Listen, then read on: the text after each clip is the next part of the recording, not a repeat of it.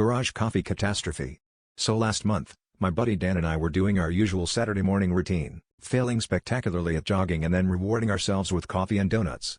As we're trudging back up the street, we see our neighbor, Gary, standing in his driveway with a power drill, a stack of plywood, and a look of intense concentration.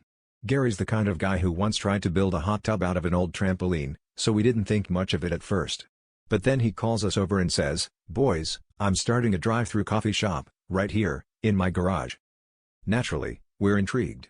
Gary's garage is about the size of a generous broom closet, and up until last week, it mostly housed boxes labeled miscellaneous and one extremely dusty exercise bike.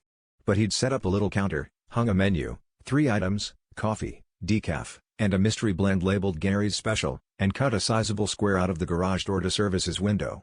He even had his daughter paint a sign, "Gary's Java, drive-through only."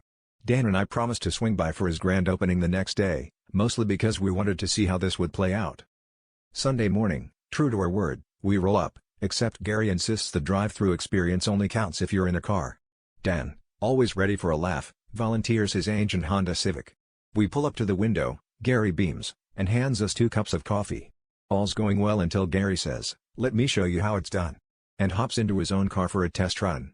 He floors it, but apparently misjudges the width of his garage window, and his car, and basic geometry, and the next thing we know, his sedan is wedged halfway through the wall, steam hissing and Gary's face pressed against the airbag. The best part?